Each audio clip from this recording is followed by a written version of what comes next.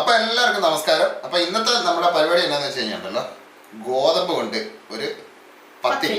അതെ, അത് പല പേരിൽ പല സ്ഥലത്ത് പറയും. കൈപ്പത്തിരി എന്ന് പറയും, കൈപ്പത്തിരി, കൽപ്പത്തിരി, ഗോതമ്പ് പത്തിരി, പല പല പേരിൽ പറയാം. അപ്പോൾ ഇത് നമ്മൾ കുറച്ച് തേങ്ങ എടുത്ത് വെച്ചിട്ടുണ്ട്, തിരുമി ഏകദേശം ഒരു കപ്പുണ്ട്. പിന്നെ നമ്മുടെ ഗോതമ്പ് എടുത്തിട്ടുണ്ട്. അപ്പൊ നമ്മുടെ വീട്ടിൽ എത്ര പേരുണ്ടോ അതിന് ആവശ്യമനുസരിച്ച് ഗോതമ്പ് നമുക്ക് ഉണ്ടാക്കി എടുക്കണം എന്നുള്ളതിനനുസരിച്ച് വേണം നമ്മൾ പൊടിയൊക്കെ എടുക്കാൻ.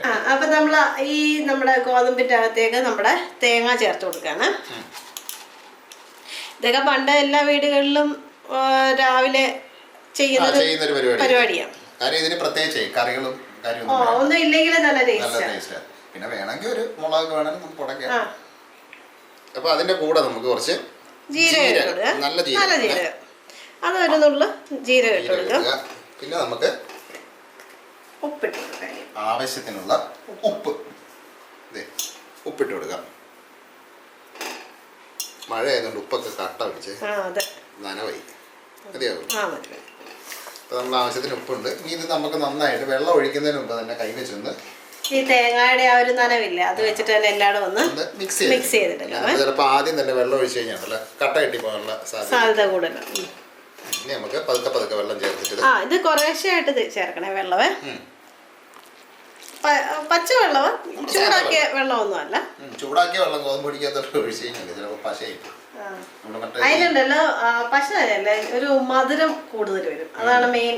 ഇപ്പൊ നമ്മള് കടയിൽ നിന്ന് ഗോതമ്പ് ഡയറക്റ്റ് മേടിച്ച് പൊടിപ്പിച്ചെടുക്കുകയാണെന്നുണ്ടെങ്കിൽ ഉണ്ടല്ലോ ഇതിനേക്കാൾ കുറച്ചുകൂടെ ഒരു കളറൊക്കെ കിട്ടും.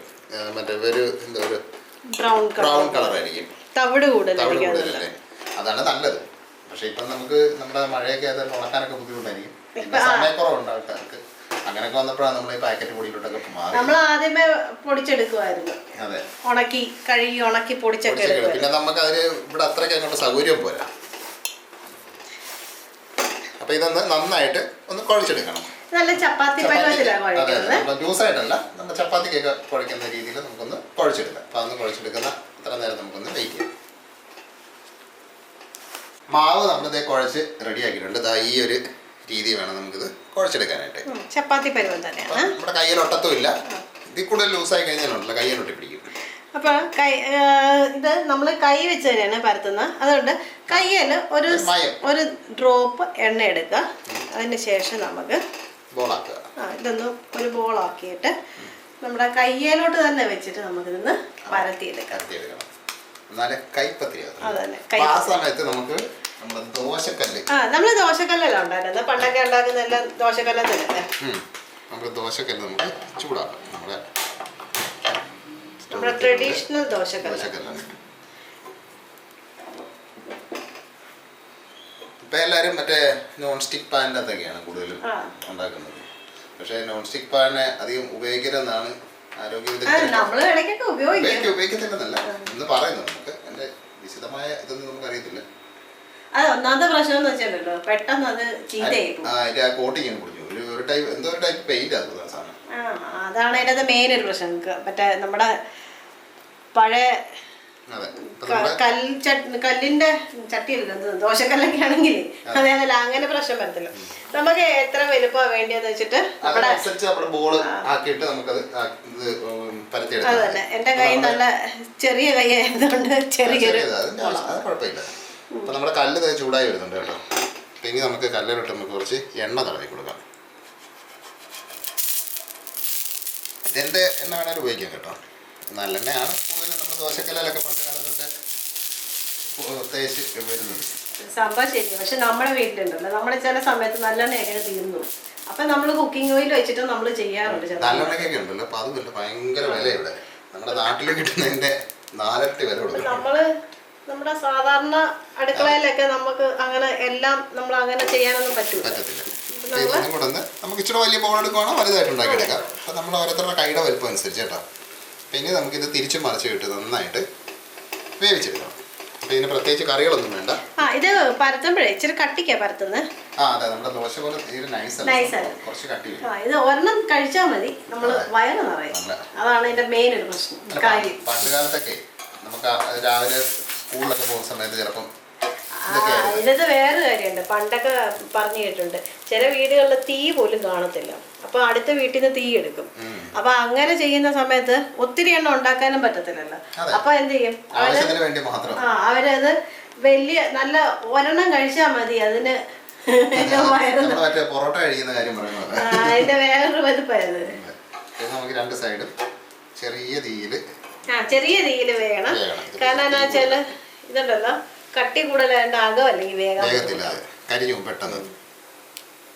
പിന്നെ ഇതുണ്ടല്ലോ, നമ്മുടെ തേങ്ങാപ്പാല് കൂട്ടി കഴിക്കുന്ന ഒരു സമ്പ്രദായം കൊണ്ടുണ്ട്. അത് നമ്മുടെ അരിപ്പത്തിരി ആണെങ്കിലും തേങ്ങ പിഴിഞ്ഞെടുത്തിട്ട് നമ്മൾ അതിനകത്ത് കുറച്ച് പഞ്ചസാര ഇട്ടിട്ട് അങ്ങനെ പാലുണ്ടാക്കും. എന്നിട്ട് അതിന് മുക്കി അരിപ്പത്തിരി ഒക്കെ കഴിക്കും. ഇത് നമ്മുടെ ഏകദേശം വെന്തിട്ടുണ്ട്.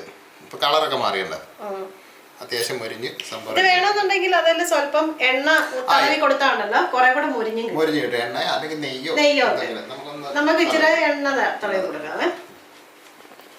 നെയ്യ് ഉണ്ടെങ്കിൽ നെയ്യ് തടവാം. അതെ, നെയ്യാകുമ്പോൾ കുറച്ചുകൂടെ ടേസ്റ്റ് കിട്ടും. അപ്പോൾ നമ്മുടെ ആദ്യത്തെ സംഭവം റെഡി ആയിട്ടുണ്ട്. അപ്പോൾ ഇത് നമുക്ക് മാറ്റിയിട്ട് രണ്ടാമത്തെ ഇട്ട് കൊടുക്കാം.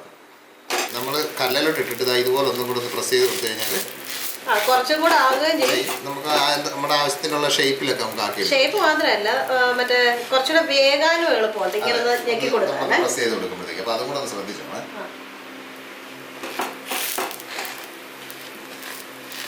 കൈ വെള്ളത്തൊന്നും ഇല്ല, പേടിക്കൊന്നും വേണ്ട. അപ്പം ഇതുപോലെ തന്നെ നമുക്ക് മുഴുവൻ ഒന്ന് ചെയ്തെടുക്കാം. അപ്പോൾ ഒരു സ്വല്പം സമയം എടുക്കുക. അപ്പോൾ അത് മുഴുവൻ ചെയ്ത് കഴിഞ്ഞിട്ട് നമുക്ക് കാണാം. അപ്പോൾ നമ്മുടെ സംഭവം ഏകദേശം തീരാറായി. നല്ല ചൂടുണ്ട് കൈ. അപ്പോൾ ഉണ്ടല്ലോ, ഇനി ഇത് എല്ലാവർക്കും അറിയാവുന്ന സംഭവമായിരിക്കും, എങ്കിലും നമ്മളൊന്ന് നമ്മുടെ രീതി ഒന്ന് പരിചയപ്പെടുത്തിയതാണ്. അപ്പോൾ ഈ രീതിയിൽ ചെയ്ത് കൂടെ നോക്കുക. ഇത് ചെയ്തിട്ടില്ലെങ്കിൽ ഇങ്ങനെ കൂടെ ചെയ്ത് നോക്കുക. അല്ലെങ്കിൽ നമ്മുടെ കല്ല് വെച്ച് തന്നെ വേണമെങ്കിൽ നമുക്ക് വെള്ളം ഒഴിച്ച് നമുക്ക് പരത്തിയെടുക്കാം. അപ്പോൾ ഇതുണ്ടല്ലോ, തേങ്ങയുടെ അളവ് കൂടുന്നതനുസരിച്ച് ടേസ്റ്റ് കൂടി വരും. പ്രത്യേകിച്ച് കറിയൊന്നും വേണ്ട, നമ്മൾ നേരത്തെ പറഞ്ഞത്. അപ്പോൾ ഇതിൻ്റെ ടേസ്റ്റ് നോക്കാം അല്ലേ. നല്ല ചൂടുണ്ട്. ഇച്ചിരി ജീരകത്തിന്റെ ഒക്കെ കൂടെ ഉള്ള രുചി ഉള്ളതുകൊണ്ട് അതുകൂടെ നല്ല ടേസ്റ്റ് ആവും. നല്ല ടേസ്റ്റ് ആണ്. ഒരെണ്ണം കഴിച്ചാൽ മതി, നല്ല കട്ടിക്ക് കിടന്നു വയറ് നിറയുകയും ചെയ്യും. അപ്പൊ ഇതിന്റെ കൂടെ നമ്മള് ഇച്ചിരി മുളക് ചാലിച്ച് എടുക്കുന്നേ ഉള്ളൂ. മുളക് ചമ്മന്തി മുളക് ചാലിച്ചെടുക്കാം. ഒന്നും വേണ്ടെന്നേ, ഇതൊന്നും വേണ്ട. ഇതൊന്നും ഇല്ലാതെ തന്നെ പഞ്ചസാര ഇട്ട് കൊടുത്താൽ സംഭവം. അപ്പൊ ഇനി പത്തിരി ഉണ്ടാക്കുമ്പോഴത്തേക്ക് ഈ രീതിയിലൊന്നും ഉണ്ടാക്കി നോക്കാം. വളരെ വേഗം നമ്മുടെ ബ്രേക്ക്ഫാസ്റ്റ് റെഡിയാവുകയും ചെയ്യും. ബ്രേക്ക്ഫാസ്റ്റ് അല്ല, ഇപ്പൊ രാത്രിയിലൊക്കെ ആണെങ്കിലും വേണമെങ്കിൽ ഒരു നേരത്തേക്ക് കഴിക്കാം. പിന്നെ വേണമെങ്കിൽ നമുക്ക് ടിഫിനായിട്ട് കൊണ്ടുപോകാം, സ്കൂളിൽ പിള്ളേർക്ക് കൊടുത്തു വിടാം. അപ്പൊ ഇതുപോലെ ഒന്ന് ചെയ്ത് നോക്കിയിട്ട് അതിന്റെ അഭിപ്രായമൊക്കെ ഒന്ന് എല്ലാവരും ഒന്ന് പറയുക. പിന്നെ നമ്മൾ എപ്പോഴും പറയുന്ന പോലെ പരത്തി തീർന്നില്ല കേട്ടോ, പലരും ഉണ്ടാക്കി തീർക്കാം. നമ്മൾ മുഴുവൻ ഉണ്ടാക്കാൻ നിൽക്കുന്നില്ല. അപ്പം എപ്പോഴും പറയുന്ന പോലെ തന്നെ നമ്മുടെ വീഡിയോ ഇഷ്ടപ്പെടുകയാണെന്നുണ്ടെങ്കിൽ ഒന്ന് ചാനലൊക്കെ ഒന്ന് സബ്സ്ക്രൈബ് ചെയ്യുക. പിന്നെ ആ ബെല്ലൈക്കണൊക്കെ ഒന്ന് ഓൺ ചെയ്ത് റെഡിയാക്കി വെക്കുക. പിന്നെ ഇത് വീഡിയോ പറ്റിയുള്ള അഭിപ്രായവും നിർദ്ദേശമൊക്കെ ഒന്ന് പറയണം എല്ലാവരും. പിന്നെ ഇഷ്ടപ്പെട്ടെങ്കിൽ ഒന്ന് ഷെയർ അറിയാൻ മേലാത്ത ആൾക്കാരൊക്കെ ഒരുപാട് പേര് നമ്മുടെ നാട്ടിലൊക്കെ ഉണ്ടല്ലോ. ഇപ്പം പുറത്തൊക്കെ പോയിരിക്കുന്നവരാണെങ്കിലും ഒറ്റയ്ക്കൊക്കെ താമസിക്കുന്നവർക്കൊക്കെ ഉണ്ടല്ലോ. അപ്പൊ ഈ സാധനം ഉണ്ടാക്കി നോക്കടാ അല്ല നോക്കടി നമ്മളെ നമുക്കൊന്ന് ഷെയർ ചെയ്യാം. അവർക്ക് എളുപ്പമാവും, നമുക്കും ഒരു ഇതാവും, സന്തോഷമാവും. അപ്പൊ നമുക്ക് വ്യത്യസ്തമായ വേറെ റെസിപ്പി ആയിട്ട് നമുക്ക് നാളെ കാണാം. അപ്പൊ എല്ലാവർക്കും bye bye bye.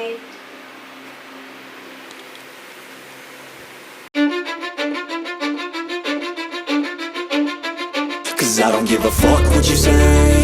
Yeah, I'ma do shit my way.